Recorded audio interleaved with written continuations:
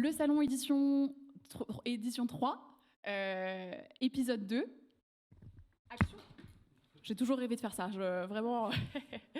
Et ben bonjour Romain, bienvenue. Bonjour. Est-ce que tu peux te présenter et voilà, te présenter à nous et à la classe? Pas de problème. Romain Lemaire, 26 ans, ancien étudiant de Ginov. J'ai grandi dans la région lyonnaise, plus récemment dans le Beaujolais. J'ai fait du coup mes 5 années à l'IAE. Et j'ai un peu voyagé ces derniers temps, et c'est pour ça que je suis là aujourd'hui, vous raconter un peu ces aventures et mes aventures. Et dis-moi Romain, est-ce que tu as un petit surnom? Comment t'appelles tes amis ou ta famille?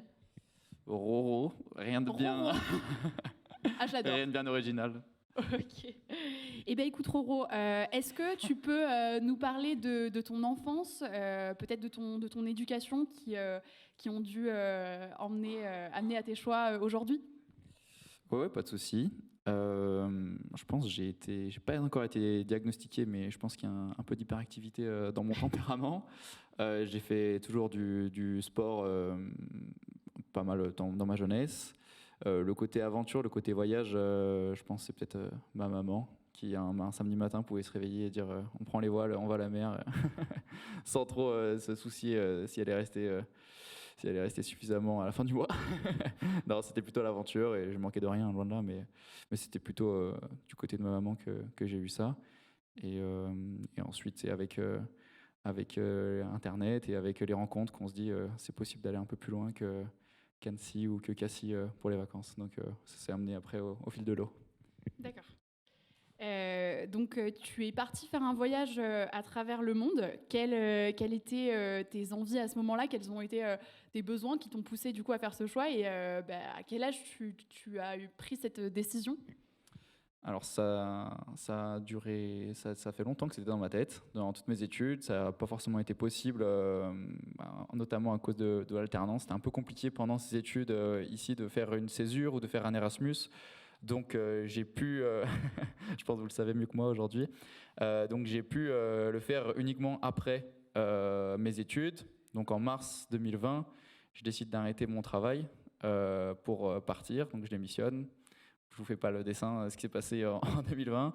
Donc je me retrouve à chercher un emploi. Je trouve un VIE en Belgique, donc qui me permet quand même de bouger un petit peu, d'apprendre l'anglais et de vivre une expérience, on va dire l'Erasmus des jeunes cadres dynamiques à Bruxelles. Donc ça c'était super. Mais il y avait quand même un peu ce virus en moi et être assis en télétravail dans ma chambre pendant 1 an et demi, ça n'a fait que conforter mon envie de partir. Et donc, suite à ça, en juillet 2021, je décide de encore une fois partir. Et ça s'est fait du coup en mars 2022, où je suis définitivement parti de France. Non, enfin, pas définitivement pour ce projet en tout cas. Et j'avais à ce moment-là 25 ans. D'accord. Et est-ce que à ce moment-là, peut-être avant le voyage, tu avais certainement des craintes, des appréhensions? Est-ce que tu peux nous en parler un peu plus? Oui, je pense que sans peur, ça serait de la folie, on va dire. C'est la peur qui nous permet de nous raisonner parfois. Non, j'avais surtout physiquement, en fait, pour raconter un peu le processus, en juillet 2021, justement, une semaine après que je décide d'arrêter mon emploi et de partir, grosse blessure au genou. Je décide un peu comme un fou de faire un Paris Mont-Saint-Michel à vélo pour m'entraîner sans Rien que dormir. ça. Donc je pars, je fais 450 bornes en une trentaine d'heures à peu près. Et donc j'étais super content, mais sauf que petite douleur au genou qui devient grande douleur au genou, qui finit par fissure du cartilage de grade 3. Donc je pensais pas médecin, mais ça veut dire que c'est pas top. Donc suite à ça, juste après avoir décidé de partir, je me retrouve à faire de la kiné et des exercices tous les jours. Donc c'est 1 heure 30 d'exercice par jour, en plus de ma vie normale. Donc je m'accroche en fait à ce projet pour essayer de me remettre en condition et me préparer au mieux. Et au moment où je pars, je ne sais pas encore si mon genou va tenir, comment est-ce que ça va se passer. Donc ça a été la plus grande crainte, elle a été d'abord physique, mais aussi un peu les proches quand même, parce que si ma maman voit cette vidéo, elle va pas trop aimer que je parle pas d'elle. Donc mes proches J'ai toujours été assez autonome, donc je me faisais pas trop de soucis par rapport à ça, mais c'était surtout au physique. Est-ce que le corps va encaisser des journées de vélo, des treks et un engagement important sur de la durée surtout, quoi. Ça demande une préparation physique? Bah, en fait, on n'a pas encore tout à fait parlé, mais je suis parti à vélo du coup. Je crois pas qu'on l'ait trop dit. Non, bah d'ailleurs, est-ce que tu peux nous parler justement de la Ouais. particularité de ton aventure? Parce qu'il y a quelque chose, un petit détail qui est pas anodin quand même dans ce voyage. Non, non, complètement. Bah, du coup, par souci écologique et par envie de l'aventure, j'ai décidé de limiter au maximum mon impact carbone. Donc pour ça, je suis allé sur un site qui s'appelle la Bourse aux équipiers. C'est un peu le Tinder des marins. Donc vous cherchez un bateau, quelqu'un a besoin d'un équipier, vous mettez votre annonce dessus et vous pouvez trouver quelqu'un qui permet de convoyer son bateau et vous, par la même occasion, partout dans le monde. Et moi, en l'occurrence, c'était pour traverser l'Atlantique. Donc du coup, je suis parti par ce biais-là. Et ensuite, l'idée du vélo, c'était à la fois parce que c'était ma passion, mais aussi parce que c'est un plus faible impact que acheter un 4x4. Donc du coup, je suis parti là-dessus. Et c'est sûr que oui, en termes de préparation, on va dire que ça va dépendre surtout de vos objectifs. J'ai rencontré des gens pendant le voyage qui n'avaient jamais fait de vélo avant. Ce qui est super à vélo, c'est que c'est un sport assez doux et on peut partir et il va falloir juste ajuster vos objectifs. C'est-à-dire que si vous partez pour faire 100 km dès la première journée, vous ferez peut-être une semaine, mais vous serez blessé et vous serez même vraiment fatigué, même mentalement, et ça vous serez frustré. Voilà. Mais si vous ajustez vos objectifs par rapport à votre corps, vous pouvez commencer demain. N'importe qui ici, en bonne santé, peut partir et juste il ira doucement au début et ça arrivera avec le temps. La condition se fait au fur et à mesure en fait. On se prépare pas pour un an de vélo, c'est pas possible. Ça se fait au fur et à mesure et on adapte. Quels ont été du coup donc tu nous as parlé du coup des moyens pour te déplacer qui ont été le bateau et le vélo. Est-ce que tu as une idée de la distance que tu as parcourue dans ton voyage et au total combien de mois et de jours ça a duré? Alors, sur le bateau, on n'a pas de données bien fiables parce que les outils qu'on avait à disposition n'ont pas fait le voyage. Donc, pour compter, on ne sait pas exactement combien on a fait de kilomètres. Mais je suis parti du coup de l'île de Lanzarote, qui est dans les Canaries. On est descendu jusqu'au Cap-Vert, qui est en face à peu près du Sénégal. Et ensuite, on a traversé l'Atlantique tout droit. Donc, on est sur j'espère qu'il n'y a pas des initiés ici qui vont me contredire, mais 4-5 000 miles à peu près, donc 6-7-8 000 km à la voile. Et ensuite, à vélo, c'était autour de 10 000 km à vélo à peu près. Et la durée totale, donc de mars à février, 11 mois à peu près. Ça laisse le temps de se faire les cuisseaux, quoi. C'est ça. Et du coup, après ton retour en France, est-ce que il y a eu un constat que tu as pu faire? Est-ce qu'il y a eu peut-être le choc aussi du retour à la réalité, à la civilisation aussi, peut-être? Quand on revient vraiment, après être parti longtemps, on est content de revoir tout le monde. On est content de resserrer d'être dans les bras de ses proches. On est content de manger des bonnes choses. Non pas que la nourriture sud-américaine n'est pas bonne, mais voilà, il manque un peu de fromage, quoi. Donc ça, au début, on est vraiment content de les renouveaux, on va dire, revoir même les paysages qu'on aime. C'est vraiment content et c'est plus après après quel est le nouveau projet qui est aussi excitant. Est-ce que sa vie va être aussi excitante qu'elle l'était pendant ce voyage, qui est un peu plus touchy. Mais non, on est super content de revenir là. On est content d'avoir une certaine organisation un peu dans la ville quand même, de voir, même si c'est super bien un peu le fouillis sud-américain, des fois c'est bien d'avoir un bus qui est à l'heure, d'avoir voilà, une organisation un peu autre. Et ça, c'est quand même cool. Mais non, on se refait bien la vie d'ici, mais c'est surtout les projets qu'on a à côté qui permettent d'aider. Et du coup, dans ce voyage, quel a été ton pire moment, le moment où tu t'es dit mais pourquoi j'ai fait ce voyage? Quelle idée j'ai eue? Je pense que c'est relatif à mon genou du coup, où il y a des moments où ça va bien, où on continue, et il y a des moments où ça va pas du tout. On se retrouve là dans un gentil monsieur qui me file quand même les clés d'un couchsurfing, qui me file la clé de sa maison, donc incroyable. Mais à ce moment-là, je me retrouve dans un tout petit village, dans une maison un peu vide, sans personne, avec des douleurs, j'arrive quasiment plus à marcher et pas trop de réseau. Et je me dis, ouais, qu'est-ce que je fais là? Est-ce que j'ai fait le bon choix? Est-ce que j'ai pris la bonne décision? Et à ce moment-là, c'était le week-end où mes parents, j'avais organisé une réunion de famille. J'avais invité tout le monde et j'ai dû partir plus tôt parce qu'il y avait un bateau qui me permettait de partir plus tôt. Donc j'ai pas pu me rendre à cette réunion que j'avais moi-même organisée. Donc je sais que toute ma famille se voit, il faut y passer un super moment. Moi je suis tout seul, loin, j'ai mal. Donc tu te poses des questions, mais après on avance petit à petit et ça va mieux. Mais non, il y a des moments où ouais, on mange quelques tablettes de chocolat et on reste dans le fond de son lit. Ça arrive aussi même à l'autre bout du monde, ça arrive à tout le monde.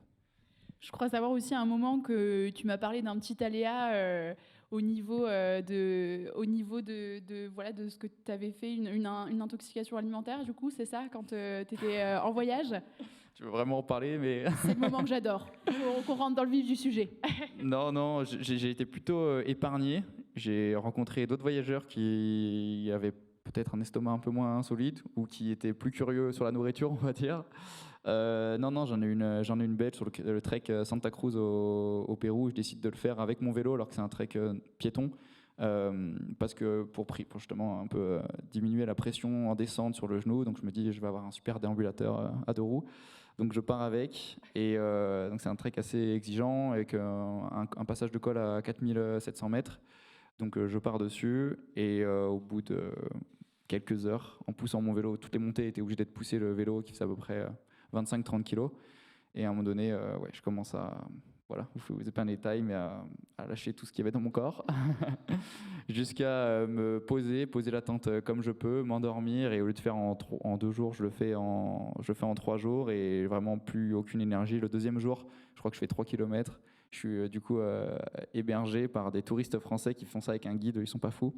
Donc du coup, ils ont un tipi, ils m'hébergent dans leur tipi justement, ils me donnent un peu à manger, on se requinque ensemble et ça fait du bien juste de parler. Et le lendemain, je repars et un magnifique, comme vous le voyez, ah non, on ne voit pas ici, sur la photo d'avant, je crois, d'avant, là où je suis dans la montagne. Donc là, c'est le lendemain matin, on se dit, bon, ben, ça a été dur, mais quand on se réveille avec ce genre de paysage, et ben, on se dit, bon, ben, ça valait le coup quand même. Et justement, est-ce que tu as une anecdote rigolote à nous raconter par rapport à ce voyage? J'en ai plein. Non, peut-être on peut représenter du coup la photo où je suis en Équateur, celle-ci, voilà. Donc là, c'est rigolo et en même temps un peu sombre. Enfin, c'est un peu les deux. C'était assez fort comme moment. Donc, on est en Équateur. L'Équateur, c'est un pays très très montagneux. Donc, c'est situé plutôt au nord de la cordillère des Andes, au sud de la Colombie, au nord du Pérou.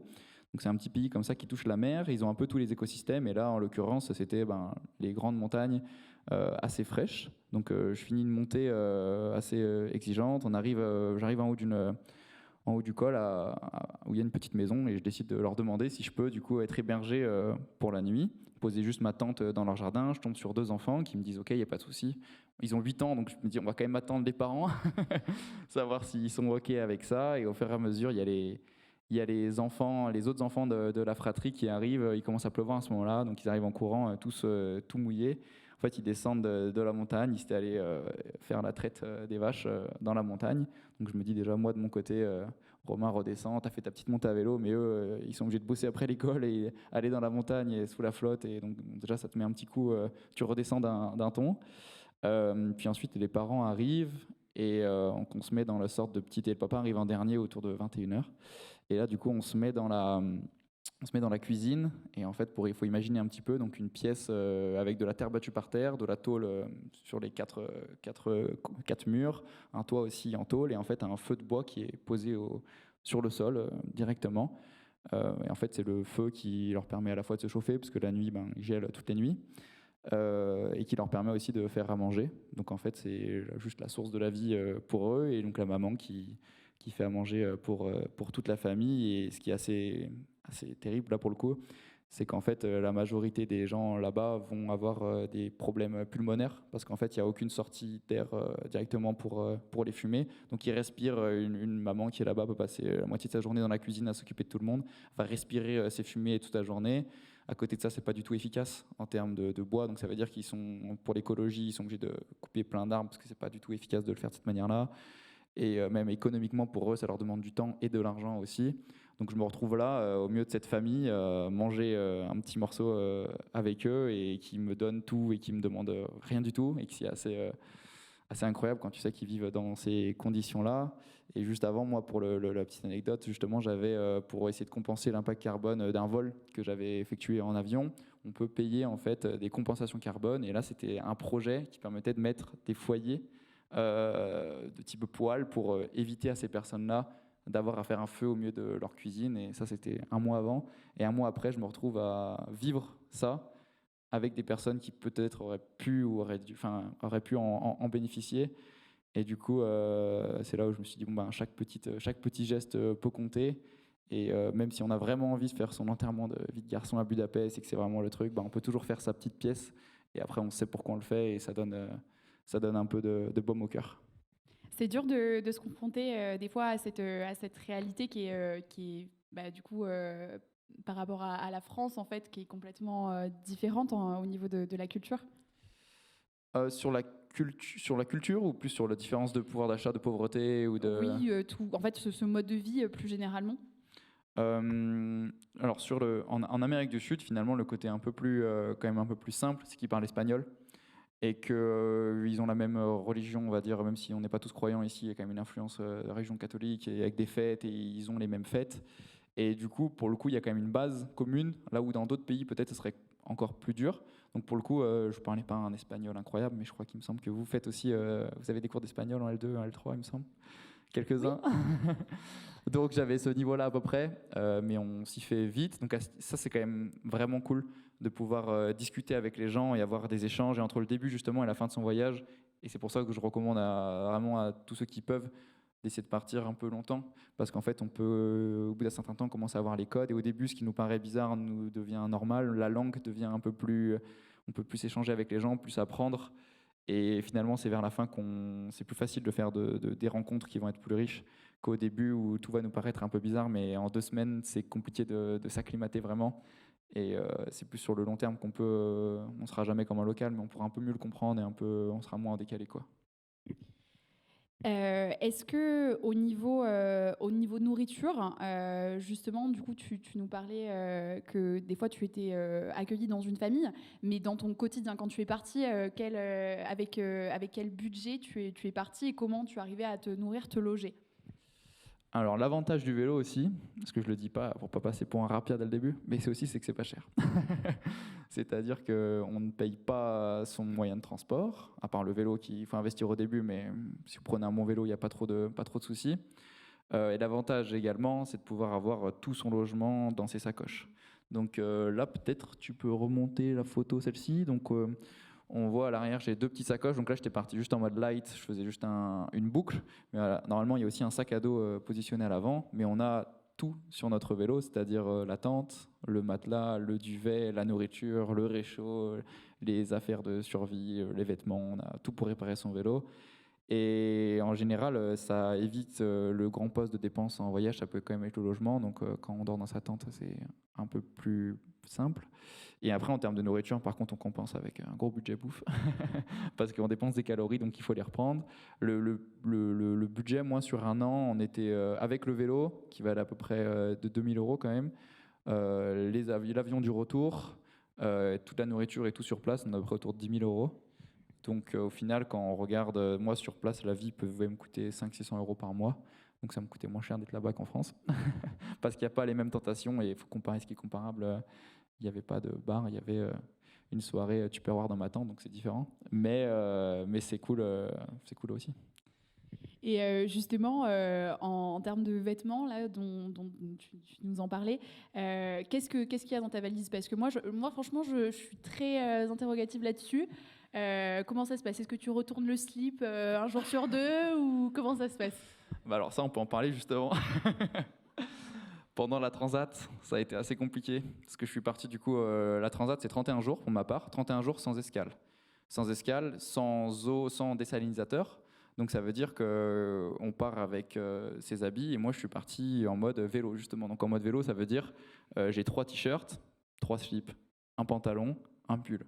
Et après, des affaires un peu plus chaudes pour le reste du temps. Donc ça veut dire qu'il faut partir du principe que le t-shirt va être en moyenne porté 10 jours, sans douche, au milieu de l'Atlantique avec le soleil qui tape bien fort. Donc à ce niveau-là, c'était compliqué.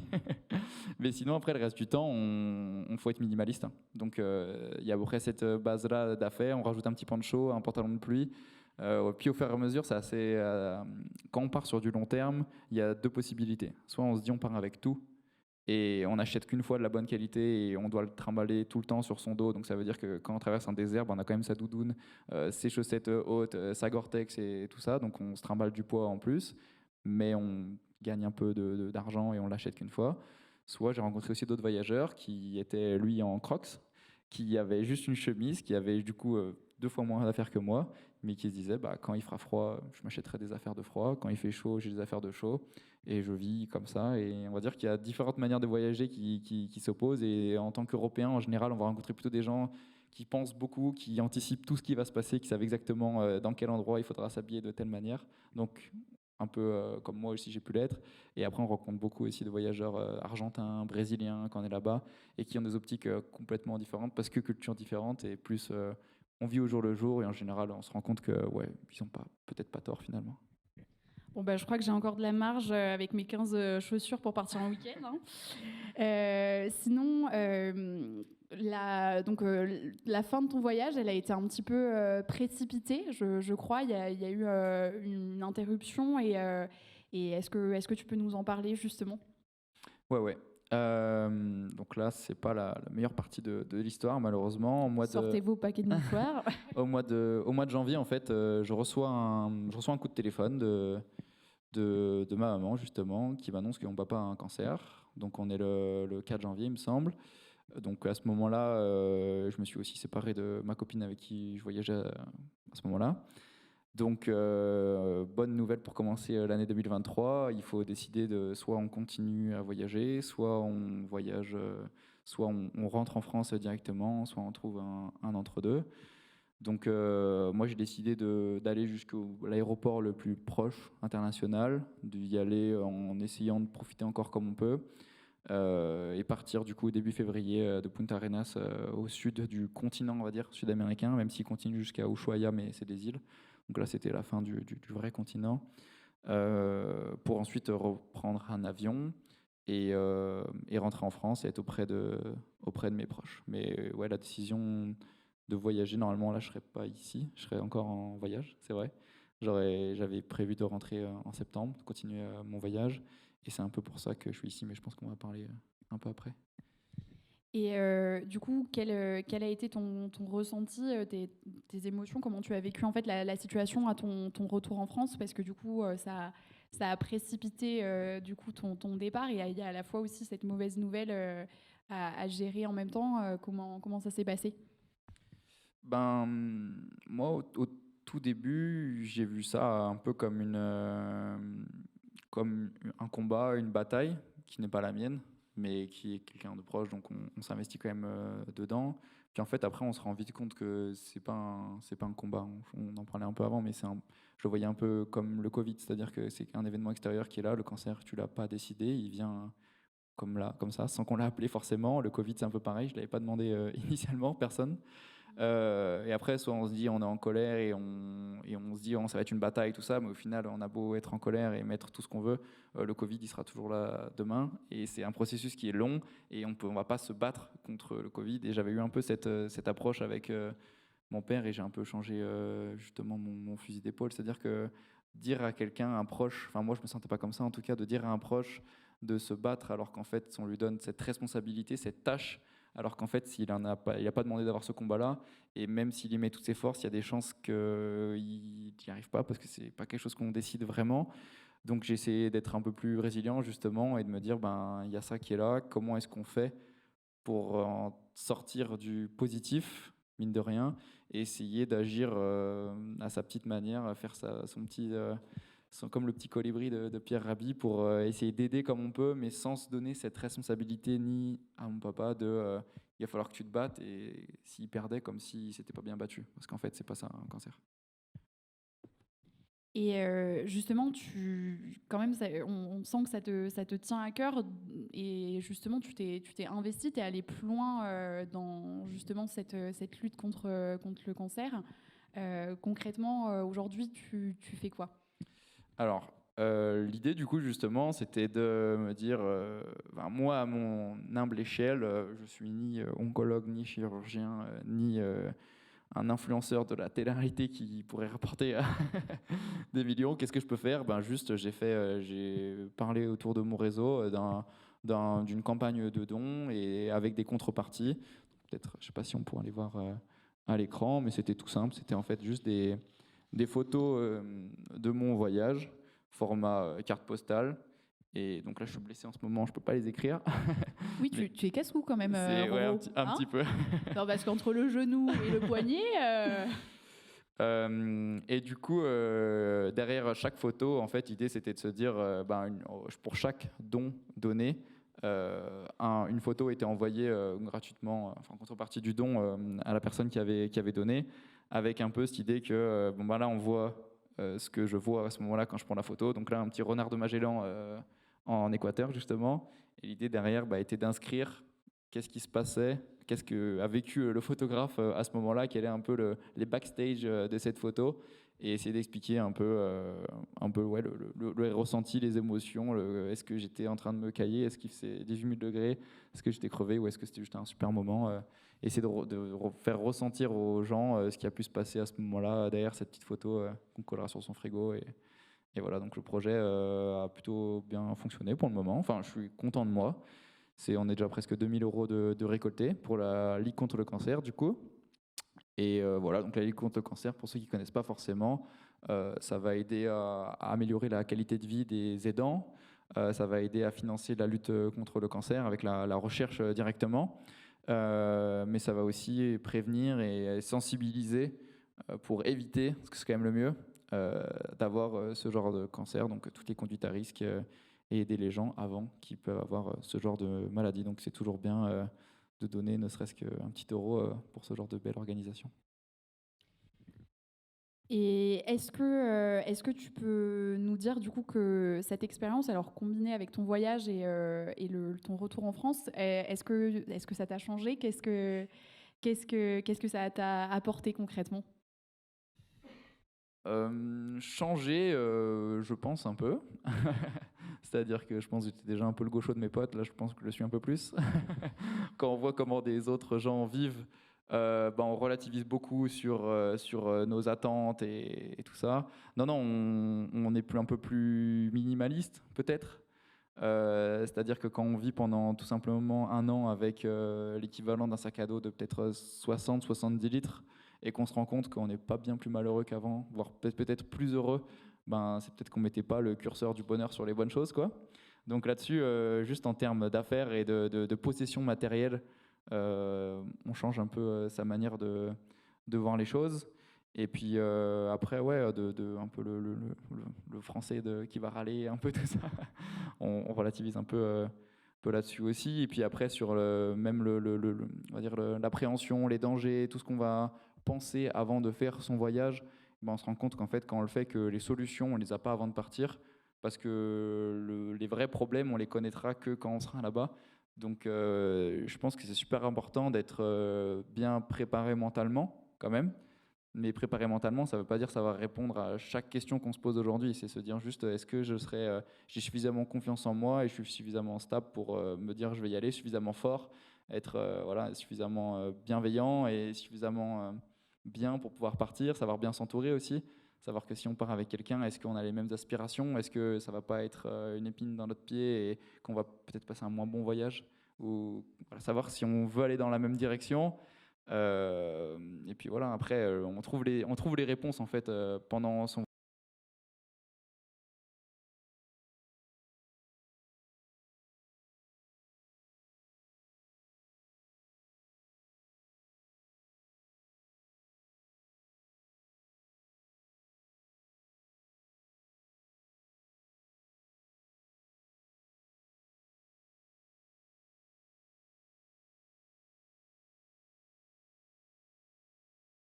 du coup, un petit mot pour la fin et pour conclure en fait ton expérience, ce serait quoi? Déjà, merci de me rappeler que je suis encore jeune, parce que quand tu m'as contacté, tu m'as vouvoyé, ça m'a fait un petit coup de vieux. Donc là, C'était pour être poli. ça fait plaisir. Non, justement, je pense que peut-être un petit message, ça fait un peu le message d'influenceur en entrepreneuriat. Mais non, le fait de sortir de sa zone de confort, moi, ce que je me suis rendu compte, c'est que déjà, sa zone de confort, elle est propre à chacun et que sortir, moi, de ma zone de confort, ça serait peut-être demain de me dire bah, je vais me faire un 6000 ou de me dire je vais apprendre le parapente ou des trucs que je ne connais pas. Peut-être pour d'autres gens, c'est chacun a la sienne. Il ne faut pas se comparer à d'autres. Donc ça, c'est déjà, je pense, c'est super important. Peut-être pour certains, aller faire 30 bornes de vélo ben, avec un sac à dos et tout ça et camper, ben, c'est déjà une super aventure et on a tous commencé par là et c'est trop bien. Donc ça, je pense, la première chose déjà à dire, un peu moins se comparer et trouver sa zone de confort pour en sortir et voilà. Et la deuxième chose, peut-être que je dirais, c'est qu'au final, quand vous sortirez justement de cette zone, vous aurez en général des problèmes, c'est normal, ça arrivera, et qu'il y aura deux possibilités. C'est soit vous rencontrerez des gens qui vous aideront, donc les gens auront en général de l'empathie pour vous, ils auront de la bienveillance parce que vous êtes vulnérable, vous êtes sorti de vos zones de confort, vous êtes quelqu'un qui nécessite